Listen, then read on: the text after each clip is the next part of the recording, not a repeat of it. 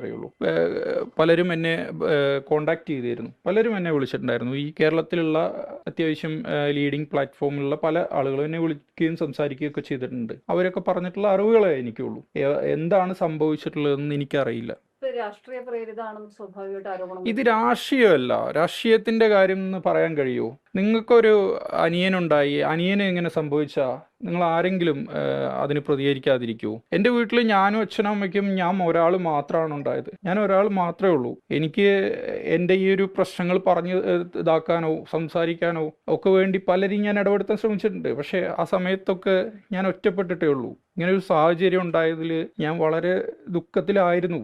പക്ഷേ മുന്നോട്ട് പോയേ പറ്റൂ. എൻ്റെ അച്ഛനും അമ്മയും നോക്കാൻ ഞാൻ മാത്രമേ ഉള്ളൂ, അവർക്ക് ഞാനേ ഉള്ളൂ. അപ്പോൾ അതുകൊണ്ട് കഴിഞ്ഞ കുറച്ച് ദിവസങ്ങൾ ആ ഒരു സംഘർഷം നേരിടുന്നു. പിന്നെ നമ്മളിപ്പോൾ ദിവസവും കരഞ്ഞുകൊണ്ടിരിക്കാൻ കഴിയില്ലല്ലോ, ജീവിക്കണ്ടേ, മുന്നോട്ട് പോകണ്ടേ? നിങ്ങൾ ആലോചിച്ച് നോക്കൂ. നിങ്ങളുടെ വീട്ടിലൊരു സഹോദരനാണ് ഇങ്ങനെ ഒരു അനുഭവം ഉണ്ടായെങ്കിൽ നിങ്ങൾ ആരെങ്കിലും മിണ്ടാതിരിക്കുമോ? ഈ രാഹുലിന്റെ ഭാഗത്തു നിന്ന് ഇതില് കൃത്യമായിട്ട് എല്ലാം നിങ്ങളിലേക്ക് തിരിക്കുന്നതിന് വേണ്ടിയൊക്കെയുള്ള ശ്രമങ്ങൾ ഉണ്ടായിരുന്നു. ഇതില് ഇപ്പോ ഈ പറഞ്ഞ യുവതി ഗർഭിണിയായി എന്ന് പറയുന്നു, അബോർഷന് വിധേയാക്കി എന്ന് പറയുന്നു.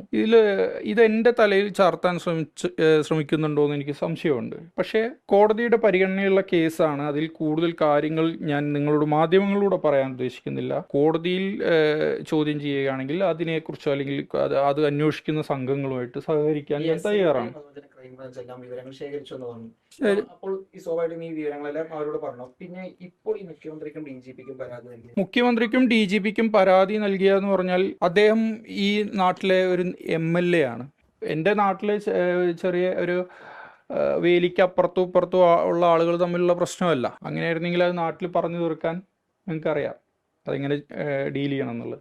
ഇത് കേരളത്തിലെ ഒരു നിയമസഭയിലെ ഒരു MLA ആണ് ഇത്തരത്തിലുള്ള പ്രവൃത്തി ചെയ്യുന്നത്. അദ്ദേഹം ഇങ്ങനെ ചെയ്യുന്ന സമയത്ത് ഈ നാട്ടിലെ കുടുംബ വ്യവസ്ഥിതികളെ കുറിച്ച് അദ്ദേഹത്തിന് അറിവില്ലേ? അല്ലെങ്കിൽ ഈ നാട്ടിലെ വിവാഹ നിയമങ്ങളെ കുറിച്ച് അറിവില്ലേ? വിവാഹിതയാണെന്ന് അറിഞ്ഞിട്ടും ഇത്തരത്തിലുള്ള പ്രവർത്തനങ്ങൾക്ക് മുന്നോട്ട് പോയതിന്റെ കാരണം എന്താണ്? അല്ലെങ്കിൽ ഇപ്പം നിങ്ങളുടെ മാധ്യമങ്ങളിലൂടെ ഞാൻ അറിഞ്ഞ കാര്യങ്ങളാണ്. അപ്പോൾ ഗർഭിണി ആവണം എന്ന് ആവശ്യപ്പെട്ടു എന്ന് പറഞ്ഞു. ആ ഗർഭിണി ആയതിനു ശേഷം അത് അബോർഷൻ ചെയ്യണമെന്ന് ആവശ്യപ്പെട്ടു. പിന്നെ എന്താ കൊല്ലുമെന്നോ അങ്ങനെയൊക്കെ പറയുന്നത് കേട്ടു. ഇങ്ങനെയൊക്കെ ഒരു MLA ചെയ്യാൻ പാടുണ്ടോ? നിങ്ങൾ പറയും.